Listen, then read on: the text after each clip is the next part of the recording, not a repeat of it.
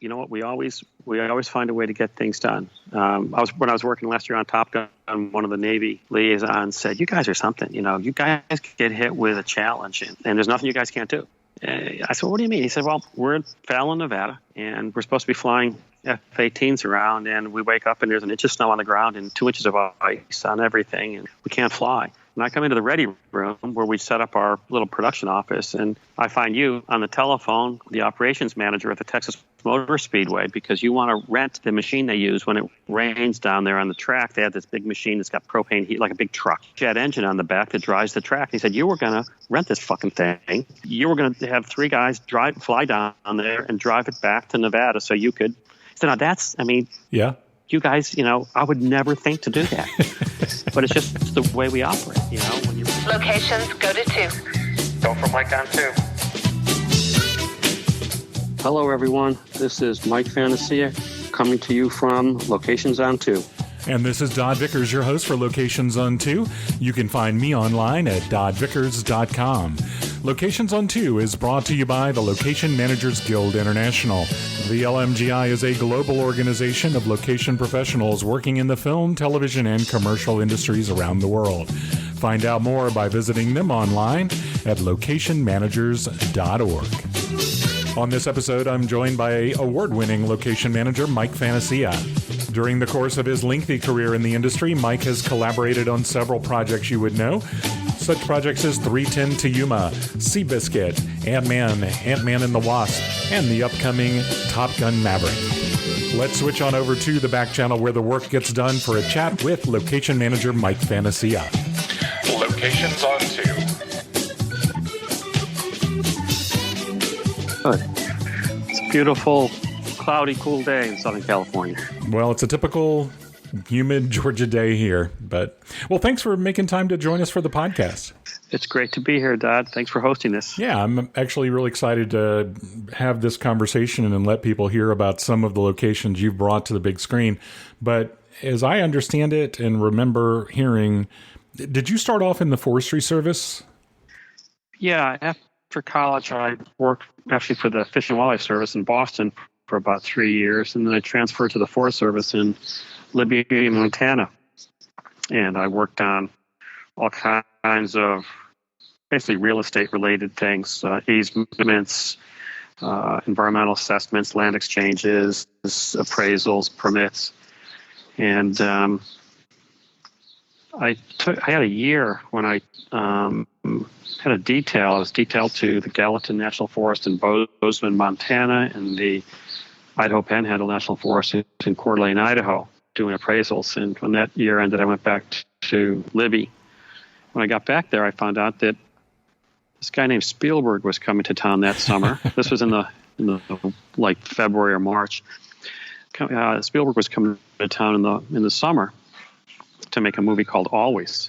And I had, very long story short, I had a friend who... I remember that film very fondly. Yeah, it was a lot of fun. Actually, the other night on TV, I saw the movie that it was based on, a guy called Joe with Benson Tracy. Oh, that's right. I've never seen that movie. I don't think I have either. Yeah, it was on AMC or something the other night. I woke up at 2 o'clock in the morning for the TV, and it was on, so I watched it. It was pretty schlocky, but it was a pretty cool movie. So anyway, I went back to my job, and I had a friend who was working as a nurse out at the local airport where they were building some sets, and it so happens my boss was preparing the permit for the film, and I became familiar with what they were going to do as far as the activities based on the permit. And then every day I would drive past the airport going home, and I'd stop and visit my friend a couple of times a week, and I got to know some of the art directors, construction people, production designer. Pretty interested in what they were doing. It was sort of, I'd never been exposed to a film before in production, and it was interesting to watch the set being built and how all these folks were working together to achieve their objective. And then as they got closer to filming, I got to know the location manager. I showed her some locations in the area, and she asked me if they needed some extras to run through the fire that they were creating up in the mountains, and they also needed some people to patrol for fire after they finished filming. They filmed at night, and so they needed people to stick around. So I basically took a month off from my job, and I enticed 20 of my friends from the Forest Service to do this. So we're all experienced firefighters. So we worked as extras. We drive up every afternoon and meet with the production team, and they crank up this fire with liquid propane, and we'd run through it, and they'd bomb us with slurry, and we'd dig line and do whatever they want us to do. We just thought it was incredible. I mean, first of all, we're getting paid. I think we're getting paid like $17 an hour, which was like, wow, this is fantastic. Cutting a fat hog here. And they fed us, 3 or 4 meals and craft service and everything. Right. Just fantastic. It was like a fire camp. We'd all been on fire camps in the woods. Well, this is a little more luxurious fire camp. They had incredible catering set up. So we worked for about a month on that, and then they flew us down to McCall, Idaho, where they were doing some second unit. We did some work down there, and I was bitten. I was bitten by the movie bug.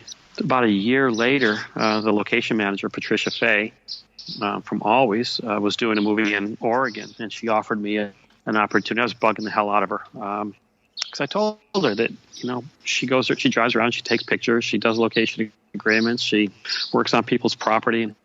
I said, it's like what I do. I'm an appraiser, and I drive around, I take pictures, I prepare environmental documents, I negotiate with people.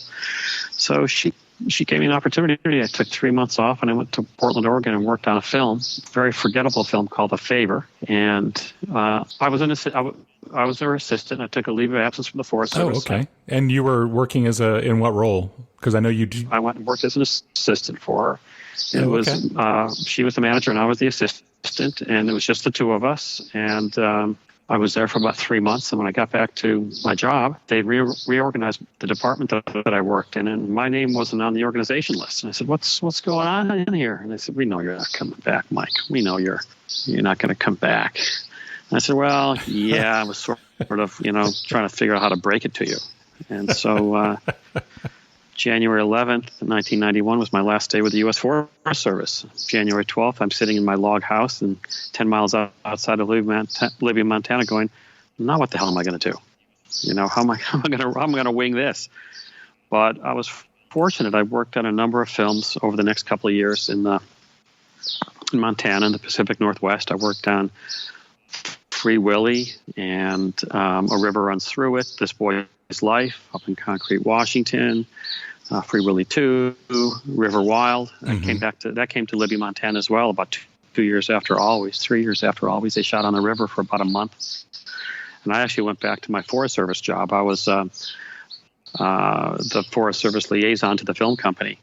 So I was basically in a little bit different role, but my 3 or 4 movies under my belt at that time gave me a lot of experience, so I knew how to work with the production team, and that was a great experience. And then in the late summer of 92, I went to work. I'd finished Free Willy, and at that time I was working 1 movie a year. I was making about $50,000 a year, and I thought, I've gone to heaven. I mean, this was way more than I made in the Forest Service, and I made more money than the forest supervisor at the time. I thought that was great.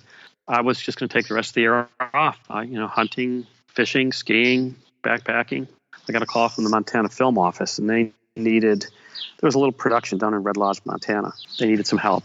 They were working on Forest Service land, and the production team was out of New York, and they really didn't know anything about working out in the country. So I went down reluctantly. I took the job, and I went down, and it was on a little Western called The Ballad of Little Joe. And it was really a great little experience. It was a beautiful movie, really beautiful. Beautifully shot I've movie. seen that. It's great. Have you really? Oh, sure. Yeah, the cinematography is great in that film, I think. It really is. Declan Quinn shot that. And, the year before I'd worked on A River Runs Through It, and that won the Academy Award. Philippe Rousselot won the Academy Award for River. And I thought Little Joe was every bit as beautiful as River was. And on that movie, I met the casting director who I ended up marrying a couple of years later. I did not know that. That is so funny. I had no idea. Yeah. So she wasn't going to move to Montana, and I wasn't going back to New York where I was from. So we moved to L.A. in September of 1994. I've been here ever since. It's always something that interests me. And so I have to ask, what was your, growing up, what was your level of interest in movies and the film industry? Did you ever have any aspirations to working in the film industry, or, just were you I like to watch movies. I mean, that's, about the extent. But no aspirations to get in the business? No, kid from upstate New York, doesn't have much exposure to the film world other than watching, at the time, Saturday night at the movies on NBC. Sure. And, I love movies. I used to go to movies all the time, but had no aspirations to work in the film business. And it was that first night in Libya, Montana, when I drove around the corner out in the middle of nowhere to the airport at about 9 o'clock at night, and it was pitch black. And there was a glow over the airport. And as I approached the airport and drove in, I saw these two fire slurry planes, all lit up with these beautiful 20K carbon arcs, and just beautifully lit up. And the only thing you saw in the pitch black were these two bombers. And it's like I got my shot of movie hero. And it was like, this is so freaking cool.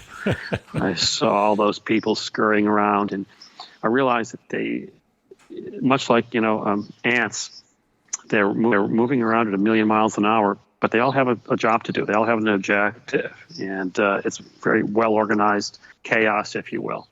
And so, no, I didn't really have any aspirations when I was a kid. I just, if Steven Spielberg hadn't come to Libya, Montana, I'm sure I would have retired from the Forest Service 10 years ago.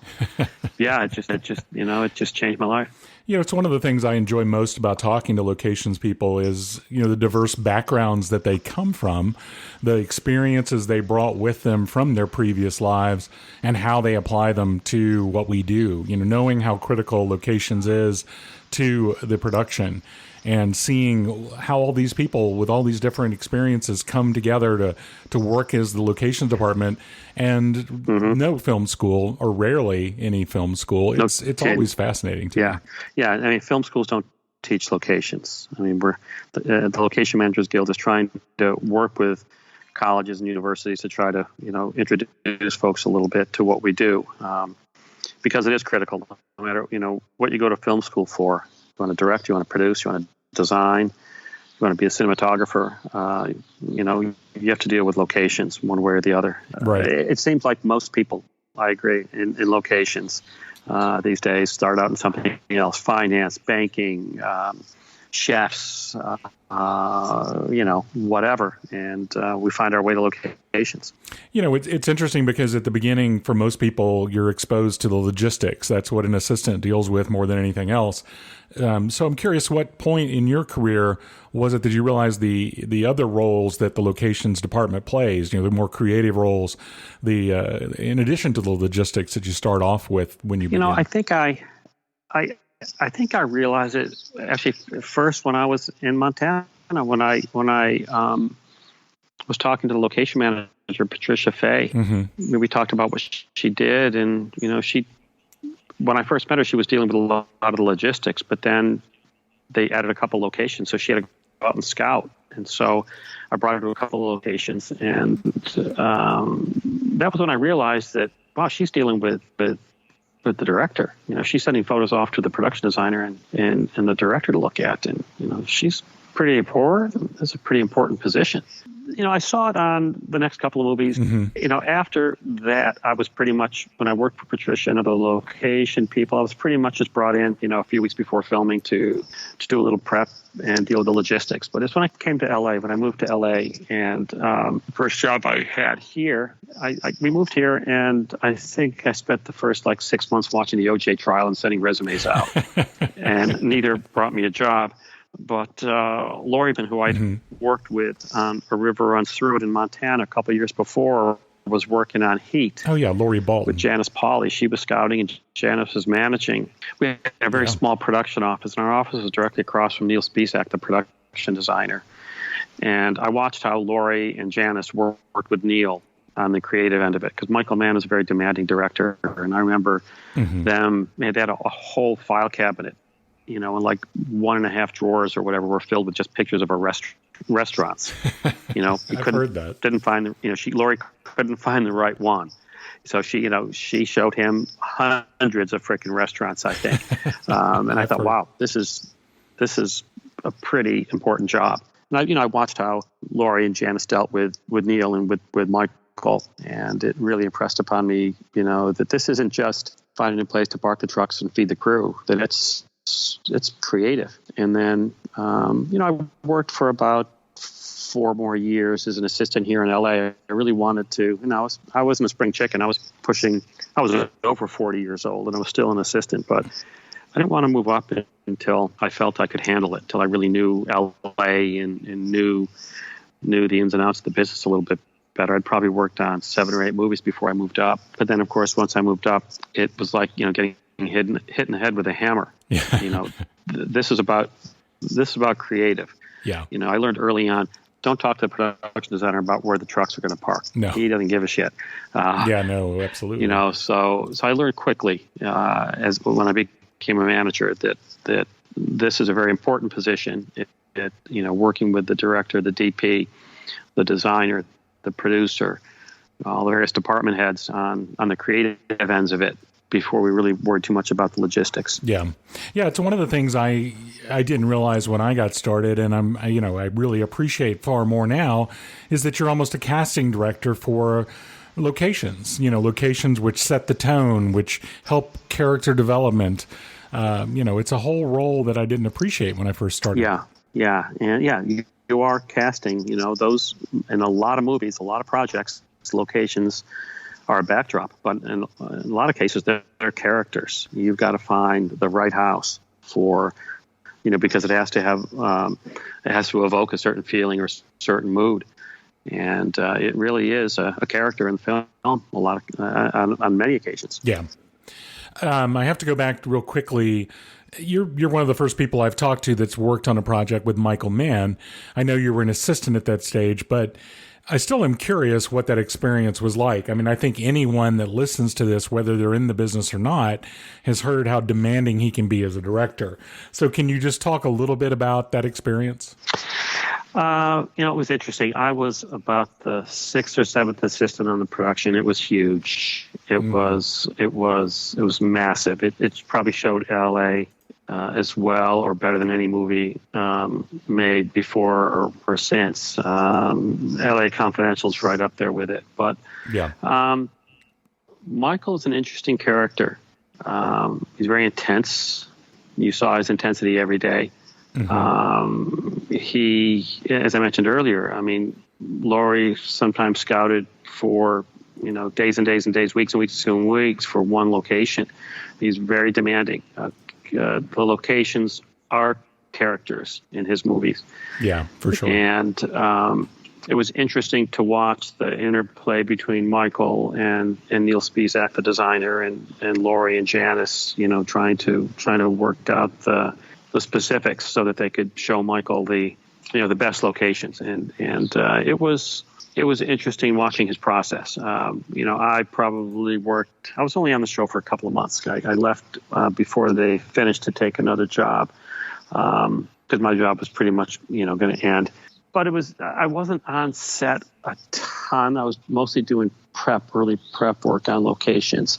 I was on set maybe a dozen days, but it was very interesting how they took a parking garage and turned it into the exterior of a supermarket for a shootout. Right. One of those pivotal scenes in Heat. How they did the ballet of the bank shootout downtown, I believe on Hill Street. It was, when I stood there and I watched it, I went there one weekend when they were shooting and I thought, oh, this is crazy. There'd never be a shootout like this. This is crazy. And then 3 years later, the North Hollywood bank heist. Mm-hmm. And it was like, holy shit, this is exactly like Heat. Yeah. It's exactly like Heat.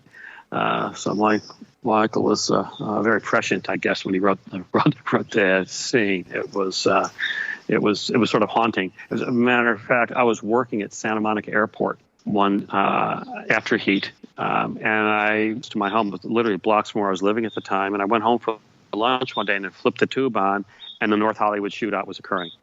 And that's when I was like, oh my God, this is frickin' Heat. Yeah. It was like, it just blew me away. It was like, this is incredible. This is like a replay of the movie.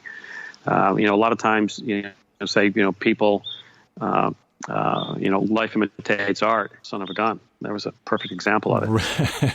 Yeah, just, knowing that movie had gotten so much attention because it was the first time that De Niro and Pacino were in a scene together. Mm-hmm. They'd been in movies together, but never appeared in the same scene or at the same time. And then knowing what it is, or what I've heard it's like to work with Mr. Mann and how demanding he is when it comes to locations. I wasn't sure what your role was at that point, and I just had to ask. Yeah, that was not one of my locations, and I think they were supposed to shoot over a weekend or maybe two, but it ended up going either 3 or 4 weekends. It ended up going long. I mean, it was probably at that time, it was probably the biggest location I'd ever been at, and just all of the logistics that went into shutting down, many blocks of downtown, and just the incessant gunfire and all of it was just, the choreography was incredible. It really impressed upon me what a masterful filmmaker Michael Mann really is. Yes.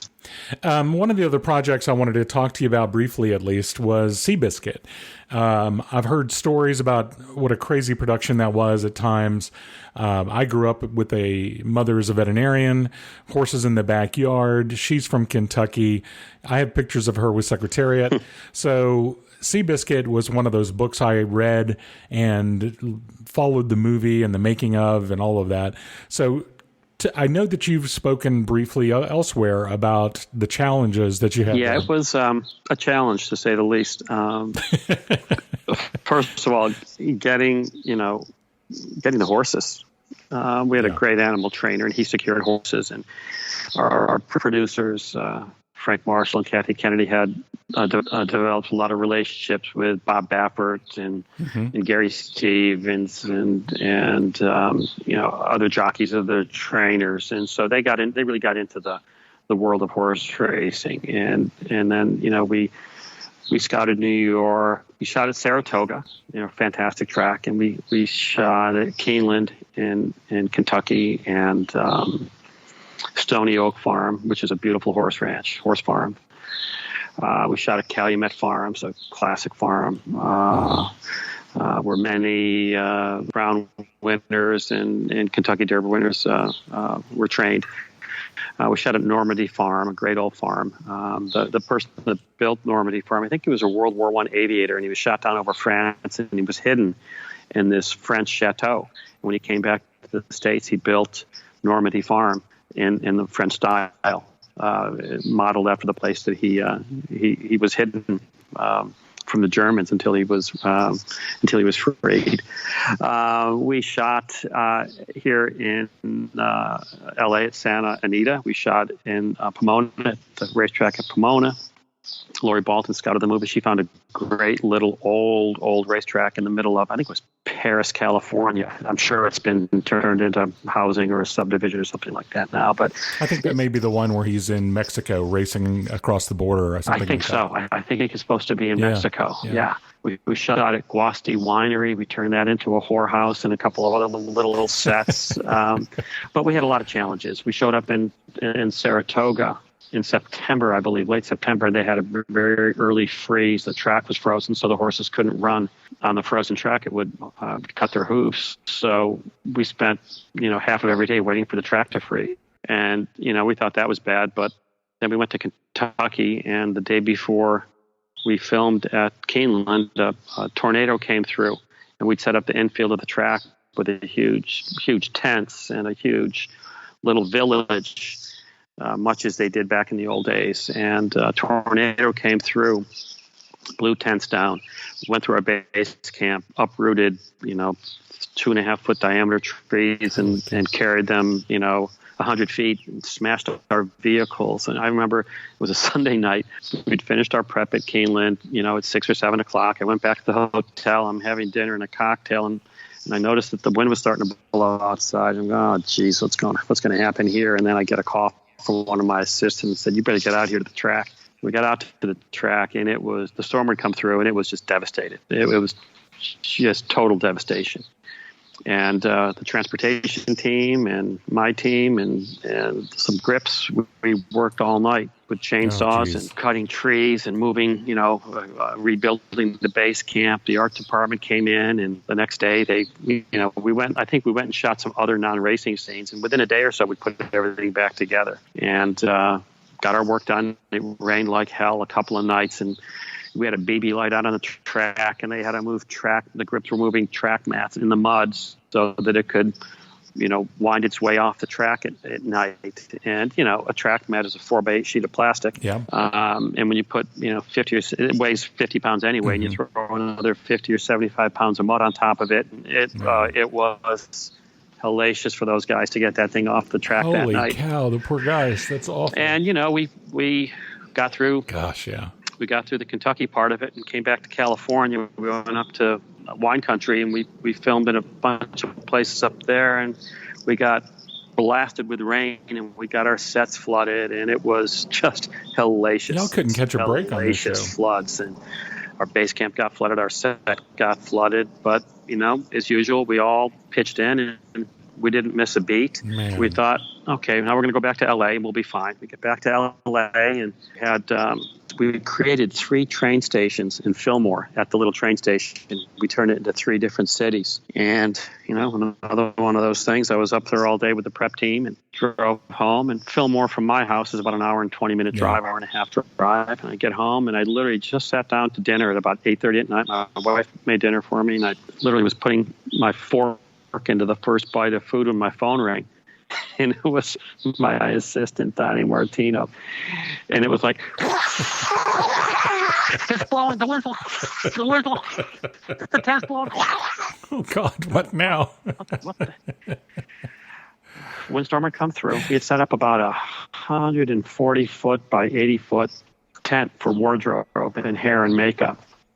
And the tent blew down in the wind. So I said, okay, I got in my car and I drove. I hadn't been home for 45 minutes. I turned around and I drove. I had drove an Explorer at the time. It was blowing me all over the highway. I was taking up 2 lanes of the road going up the freeway. The winds were probably 80 miles an hour. By the time I got up there, Donnie had found Kathy Kennedy and Frank Marshall, also the producers of CB Biscuit. And they were having dinner. And he found them. And when I showed up, they were helping him unload wardrobe from the tent into a 5-ton. Donnie then, now this is 10 o'clock at night. Donnie then went out and found an empty lemon warehouse, did a location agreement, like within an hour with some guy who owned a lemon warehouse, I think in Santa Paula. And we spent the night.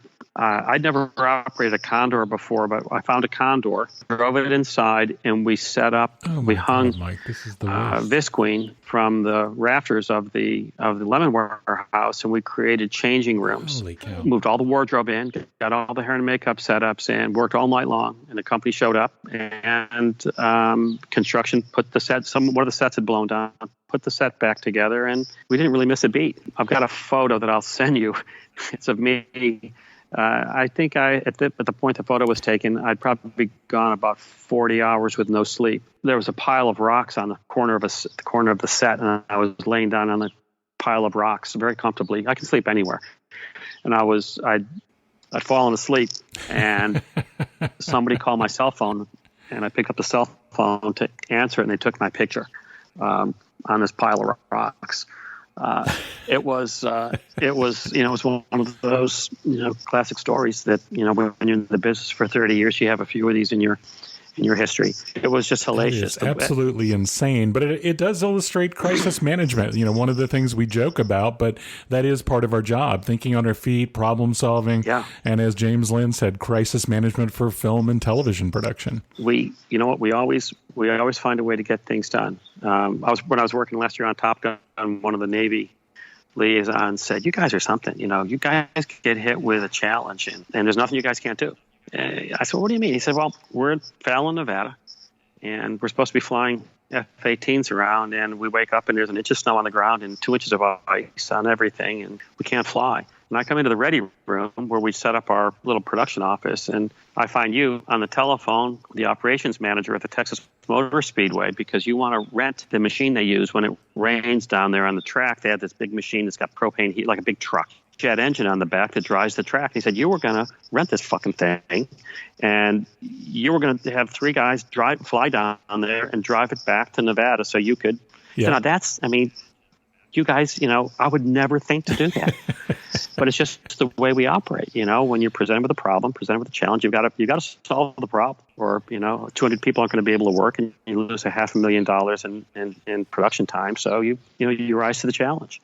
So we did that every day on Seabiscuit. It seemed like there was always a problem. This is what we do. Absolutely, it is part of our daily routine. One of the nice things about doing the podcast is we don't have to talk about things in the order that they happened. And you mentioned a project that I'm anxious to talk about, and that would be Top Gun Maverick, the sequel to the ever-popular Top Gun. As someone with a military aviation background, I want to see it if for no other reason than nostalgia. But I'm also curious, as someone that works in the industry now and has never worked on a project of that scale or having to work directly with the Department of Defense on something like that, I'd like to hear a little bit about how you approach something like that from a logistical standpoint and coordinating with the Navy. And well, I've always loved aviation. My dad was in the Air Force in World War II, and he died when I was young, but I always sort of lived vicariously through his war diaries and his photos. And I've always loved military aviation. And I think there was another location manager on the job, a woman who I'd worked with production managing it. I'd worked with her a number of times, and when I found out she was doing it, oh man, I'm so envious. There's another location manager on it. And about a month later, Sunday night, I still got her text, 9:15 or so at night. I get a text, and I see her name pop up, and I was like, oh, what does she want? And I look at the text, and it's, are you available? I looked at my wife, and so I called the production manager, and she said, well, the other location manager can't do the job. Are you available? And I looked at Judy, and she just shrugged her shoulders. She said, you got to do it. You love aviation, Top Gun. I mean, you've got to do it. Yeah. So, literally a week later, I'm in the production office, and I meet the production team and some of the Navy guys, and it was like, this is going to be something. This is going to be one for the books. I could tell.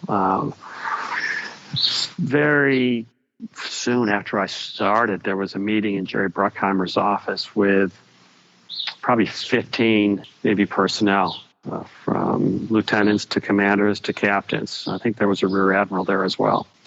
The PAO from Washington, the guys from Top Gun School, the guys from San Diego Naval Air Station, North Island, San Diego. Our liaison, a woman from the Public Affairs Office here in LA, and it was like the initial meeting once the production ramped up, and it was, Jerry basically talking about the first, and, half the aviators in the room said, well, I got into the Navy, I got into flying because of the first Top Gun. Some of these people had, they were teenagers when the movie came out. I ever listened to Jerry talk about how they made the first one and how they wanted to make the second one. And, Tom Cruise he's an aviator. He flies helicopters, planes, jets. And, basically what Jerry said is, we're going to make the best aviation movie ever made. That's what I want to do. That's what Tom wants to do. And that's what we're going to do. And we're going to do it with your help. Right. Just listening to all the Navy folks in the room at the time was like, okay, this is serious shit. This is really serious. Yeah. This is going to be like no other movie I've worked on, and it was an incredible experience. Got to know a lot of naval. I probably met 30 or 40 naval aviators. A lot of them young lieutenants, men and women, and they flew our actors in the back seats, and they were serious. I mean, these they're like location managers to some extent. I mean, I met one guy who was a chef. He was at a college recruiting thing, and next thing you know, he's in flight school. Another person was a psychologist, has a degree in psychology. Another one's got a medical degree, and a bunch of them, some came through the Naval Academy, some came up through officers training. They were in ROTC in college, and they were just fantastic. The coordination between us and the Navy. I mean, the Navy doesn't have quite as many F-18s as they would like. There's a lot of them that are down for maintenance. So it was always a struggle and a juggle to get planes. I mean, there were days when our Navy liaison, Captain Brian Ferguson, he was one of our liaisons. He was the guy that dealt with procuring the equipment for us. And he was sort of like Klinger and MASH. I mean, we need a dozen F-18s. On Monday, the answer is, well, there's no way. We've got 6. He's making trades for them somewhere. Yeah, well, sorry, we've only got 6. The following Monday rolls around, there's 12 of them sitting out there. And you talk to the pilots that flew. Yeah, I flew in from Florida. I flew in from Washington. I flew in from Oceania. They fly, and some of them, they literally flew in. The plane was on the ground for 12 hours, and then they flew out. And they were replaced the next day by some other planes. But Ferg did a hell of a job working with, and I know he had struggles, because the Navy's mission is to train pilots, right? For combat, not to make movies. Mm-hmm. Although they really wanted this movie made because it was a great recruiting tool for them after the first movie, and they know that they need it they need it now. So they wanted to help, and they did help as much as they possibly could. They bent over backwards for us. There were a lot of times Ferg turned definite no's into yeses, and he made things happen, whether it was with jets or ground equipment, personnel, facilities. It was quite a dance. I mean, we shot at North Island, we shot at Lemoore, we shot at China Lake, we shot at Whidbey, we shot at Fallon, 5 or 6 bases. But we went to some of these bases. We probably went to North Island 4 different times. Fallon probably 4 different times. China Lake 3 times. Lemoore 3 times. Whidbey 3 times. And our schedule basically revolved around pilot availability. Most of our pilots were either Top Gun instructors or other instructors. So our schedule revolved around pilot availability and F-18 availability. And, our schedule changed a million times. Our AD, pulled his hair out. He was doing schedules.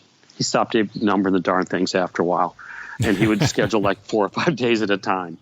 But, we found ourselves, packing up and moving all over the West Coast. I put more miles on my car last year than I ever put on my car. Be driving, you wake up in San Diego and you got to be at Lemoore at the end of the day. Yeah. Hop in the car and you drive 7 hours or 6 hours, whatever it is. But it was an incredible experience. We were on aircraft carriers a couple of different times out at sea. We were on aircraft carriers docked in San Diego, filming interior scenes, filming the takeoffs, the landings, all the flight deck stuff. Just incredible experience. And some of the Navy folks I'm still in contact with, and I probably they're friends for life. We developed. We were in a war. It was like it was a war to some extent. Mm-hmm. I mean, it was the challenges were incredible. The days, the nights long. Tom pushes and pushes and pushes. He pushes the envelope. He always wants a better shot, a better scene, a better sequence. So he pushed all of us to be the best we could be in our respective jobs, from camera people, grips, electricians, locations, everybody. He's a hell of a filmmaker. He's not an actor. He's a filmmaker. He was deeply involved in every scene, every flying sequence, every word in the script. Tom has input on, and frankly, I think without his input, it wouldn't have been as good a movie. Our director, Joe Kaczynski, great guy, really a great guy, just very collaborative. Very intelligent, very methodical, very cool-headed, calm guy, and just a pleasure to work with. Cinematographer, great, everybody. It's just a great team of people. So you take one of the best crews I've ever worked with, if not the best crew, and you match it up with the Navy and the Navy's mission, and it was just a fantastic experience. I just can't wait to see the movie. The other night, I was flipping the tube around, and they had an hour and a half thing on Stars or Reels or one of those channels about the making of the first Top Gun. And it was made recently because all the actors are, 35 years older that they were interviewing. And they were talking about making the movie. And in the last 15 minutes or so, they were talking about making the sequel. And they didn't have any clips. They might have had a couple of clips the upcoming movie. But it was interesting to see, because the first one was sort of a little bit cheesy. When you listen to the music, you look at the wardrobe, you look at some of the set dressing. Yeah, it feels dated in some scenes. Yeah, but man, it's still. I always watch it when I flip around and I see it on the tube. No matter what part of the movie it is I come in on, I watch the rest of it. It's just a great movie, and I think the sequel, Maverick, is going to be it's going to go down, as an iconic movie like the original was. Yeah. You've already given a couple of quick illustrations of, challenges you had to overcome. But when you're working on a project like this that involves the military and there's so many moving parts and you're filming on sensitive areas, I have to think that there's some unique challenges for a locations department on a project like this. Well, filming on military bases is not easy, especially in the post 9/11 world. Security is really, really tight. So the dance that we had to do with the Navy to film at all these different bases, because we're filming, the first time we went to China Lake, you can shoot almost anywhere you want to shoot, but you can't shoot in Hangar 5. Okay, don't even take pictures of Hangar 5. Okay, won't take the pictures. Right. Well, long story short, within a month, we're filming in Hangar 5. Of course. It was a fantastic location, but we accepted the fact that we couldn't shoot there. But when the Navy heard about what we wanted to do, what the scenes were, the place that we chose was just not sexy enough. So what they did is they basically decontaminated the building for us. They took out the planes that were in there. They took out all the equipment that was in there that was top secret, and we shot in there for 5 days. That had a little bit to do with locations, but that was, I think, the Navy saying, "Wow, this is that building's sort of ugly. Let's give it the cool building."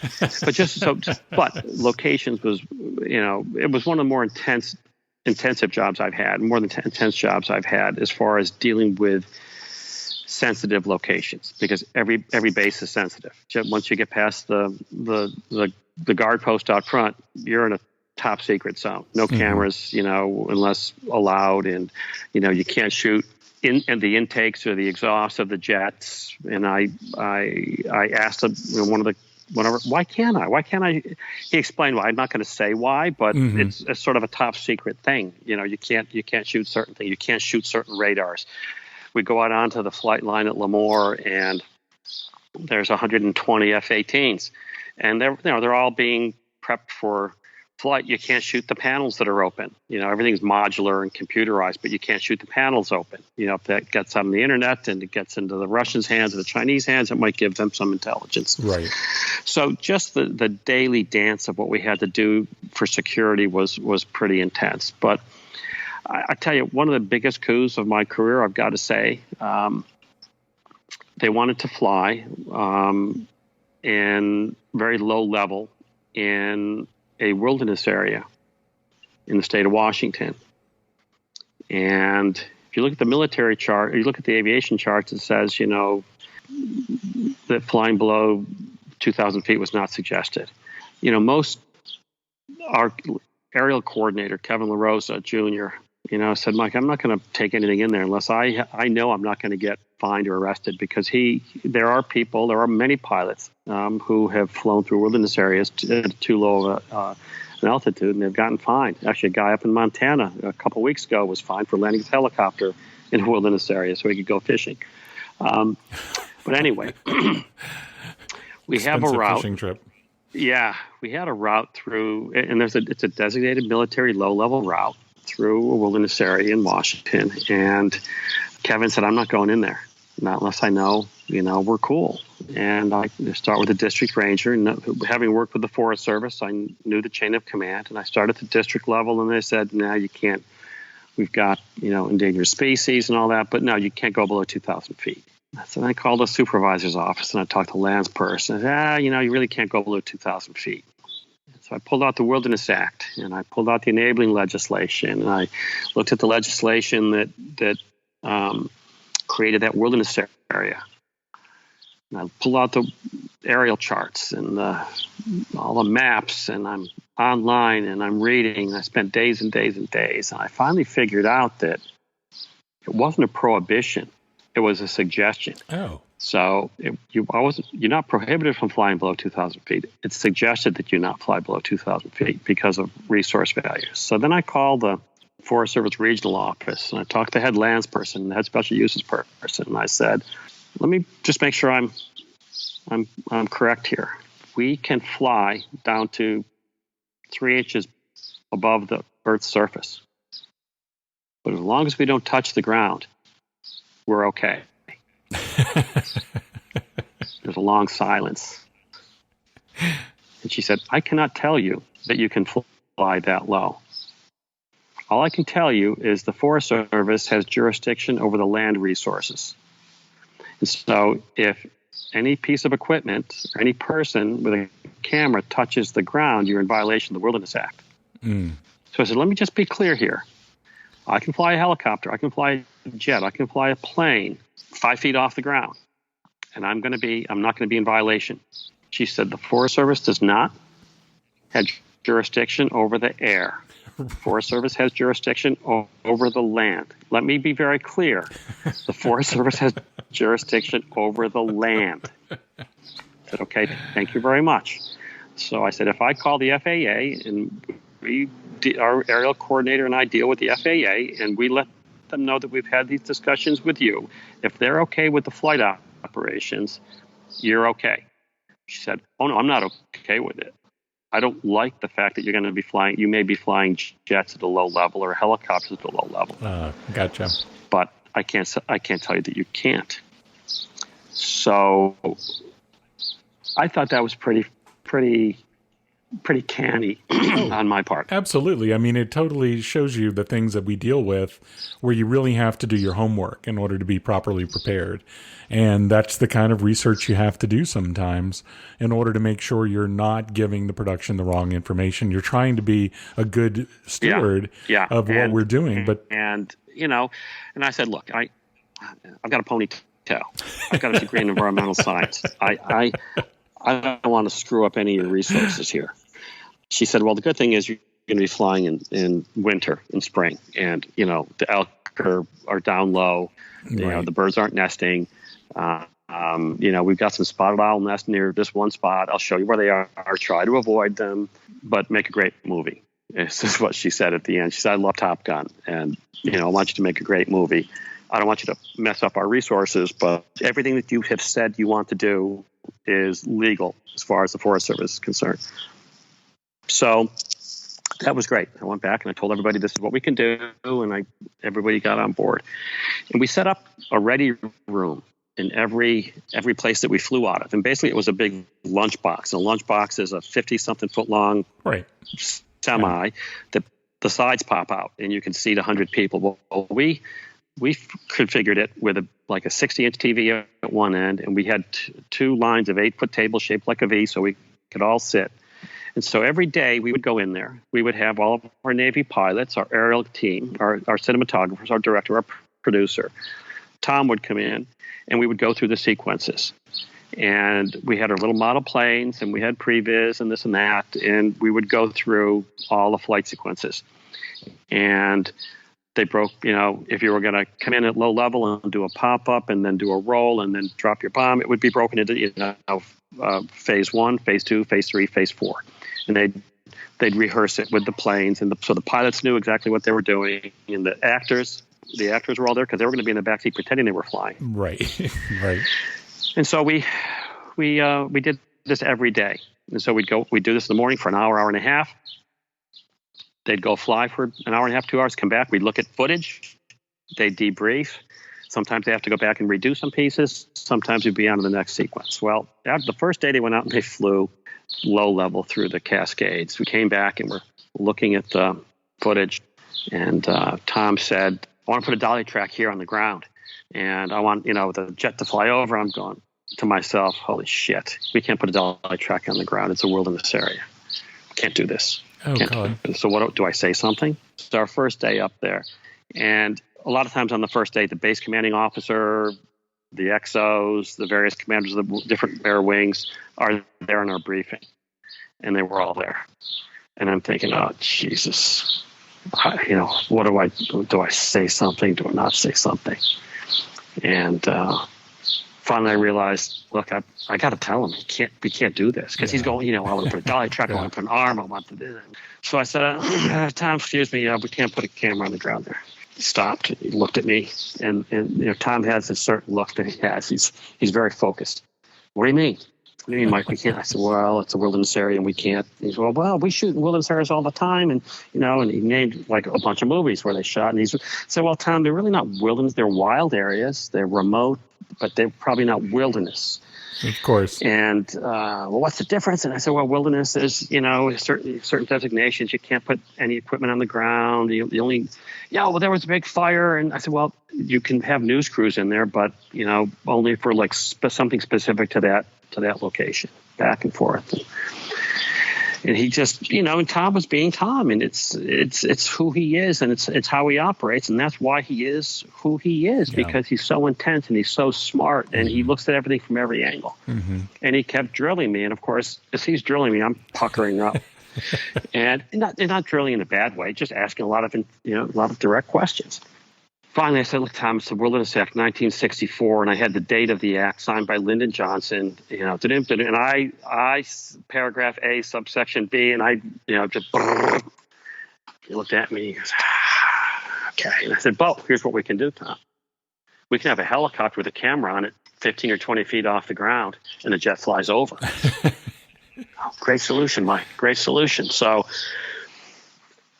it worked out in our favor, but at the end of the conversation, Tom went back to the briefing, and I'm sitting next to the director's assistant. She nudged me, and she leaned over, and she said, "You are fucked. You are so fucked." Really? You said no to Tom. And I just shrugged my shoulders. I said, okay, well, I'm going to get hammered when this is over. So the briefing ends. Everybody leaves to go fly, and the director, Joe Kaczynski, stood up.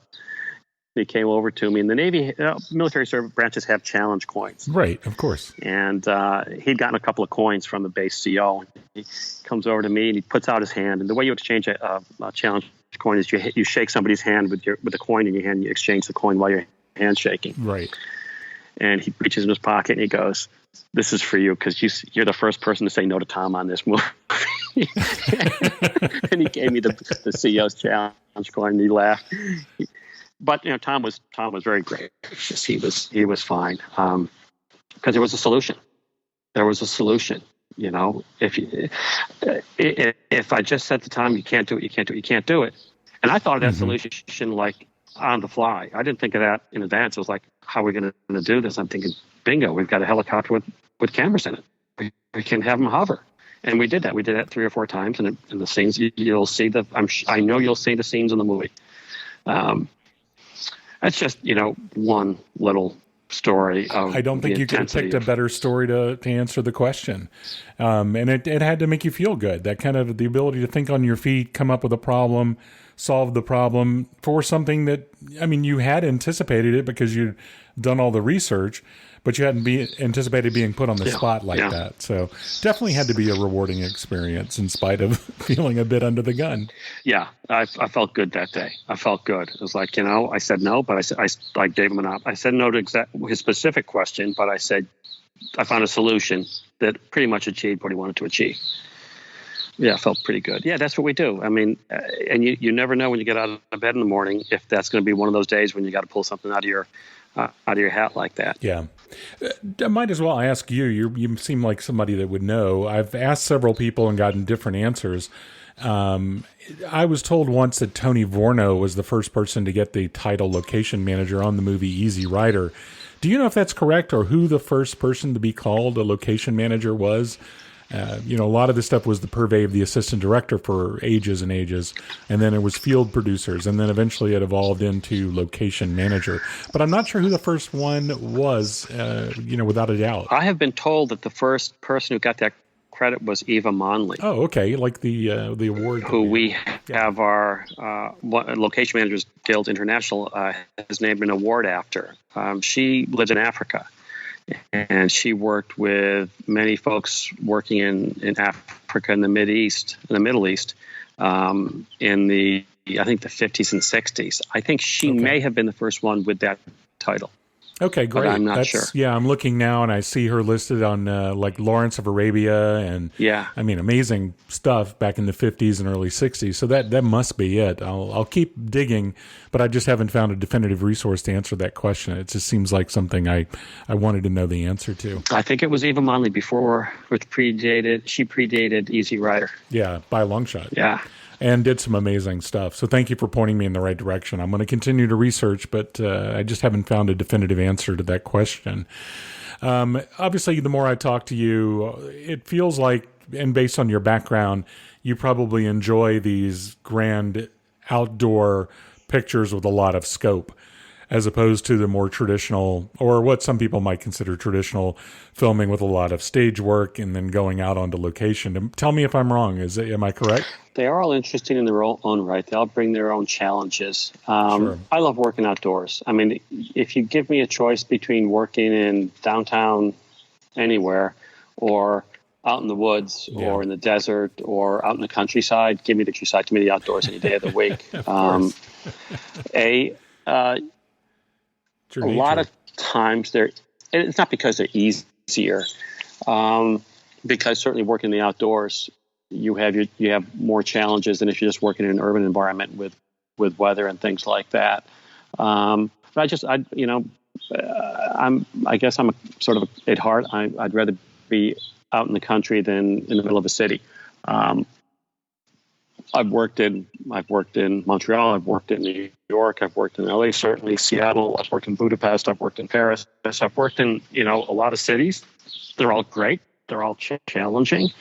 But if I have my choice, give me a Top Gun where I'm on military bases or on top of a mountain or in a desert, or give me 310 to Yuma, which was all outdoors. I'm working on Killers of the Flower Moon with Martin Scorsese this coming fall and winter into next year. That'd be amazing.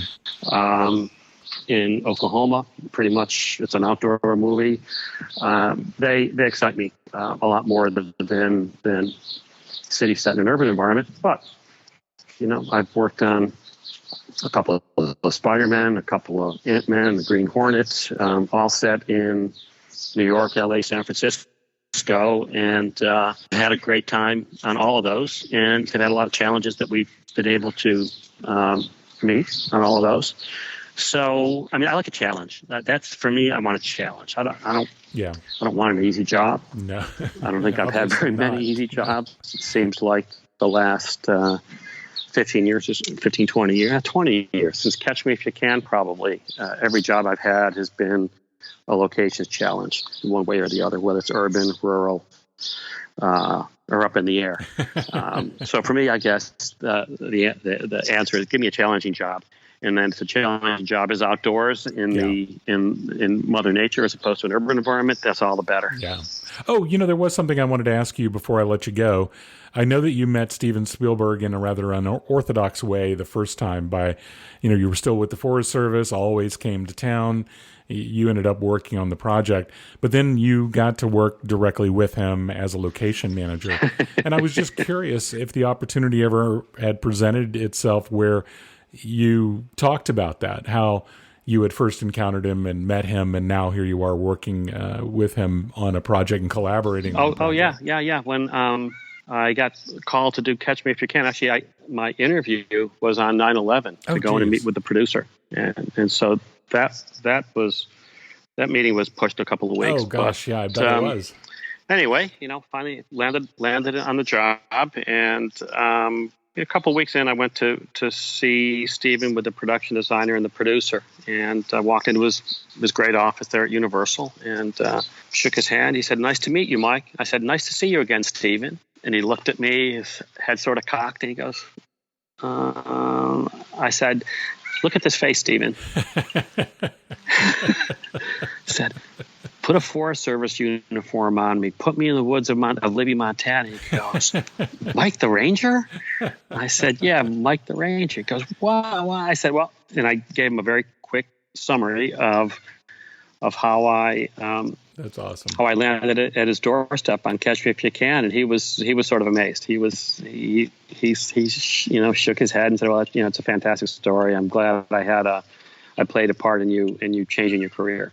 And Catch Me was a tough movie. We had I don't know, a couple of hundred sets and 80 locations. We shot most of it in LA. We shot 8 or 10 cities in 5 or 6 countries, mostly in LA. We went to Quebec, Montreal, and Quebec City for a couple of days, and we went to New York for a couple of days. But other than that, we shot the whole damn thing here in town. And I'm pretty proud of that. That Lori Bolton was one of our main scouts. She found some great locations, and we really cheated. She's amazing. A lot of the world in LA, and we finished the film in New York. The last couple of days were in New York, and it was hectic. And we were bouncing between Midtown Manhattan and Yonkers and Westchester and all around. And we finished in Yonkers at a laundromat. Everybody was.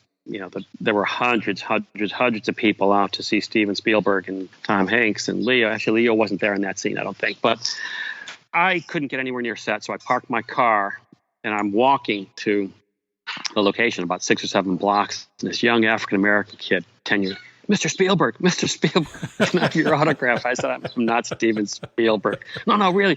No. Kid, I said, if I was Steven Spielberg, would I be walking 7 blocks to set? He goes, you're right. You're not Steven Spielberg. And he walked away.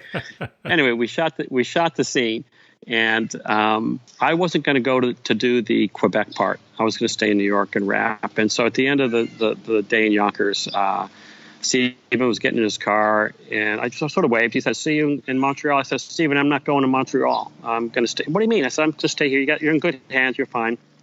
Got a great location manager, great team. I'm going to stay here and wrap. He gets out. He's sort of half in the backseat. He comes over, he shakes my hand. He said, "You're the best location manager I ever worked with." Oh, well, that had to make you feel great. Turns around, gets in his car. Wow. And I've never forgotten. That's like the highest praise. Yeah. I've ever by anybody in the business. It really struck me, and it really, I remember that, of course, to this day. Oh, yeah. It was great praise. Yeah. No kidding. And I couldn't find a better story to end the podcast with, but it makes all those late nights and getting wet and staying up worthwhile to get that kind of a compliment from somebody like Steven Spielberg. Yeah. Well, Mike, it's always a pleasure talking to you, and I really appreciate you making time to join us. And hopefully some of the people listening that are in the business can be inspired to think creatively and when they're on set and doing their jobs. And for other people interested in getting into the business, maybe they found some inspiration as well. But thank you again for joining us. My pleasure, Dot. My pleasure. It's been a lot of fun, and that's a great series of podcasts that you have. And thank you for joining us for Locations on 2, the podcast giving you a peek behind the curtain as to what it's like to work on set and on location. My name is Dodd Vickers, and you can find me at doddvickers.com. For more information on the Location Managers Guild International, you can visit them online at locationmanagers.org. Until next time, I'm back to one.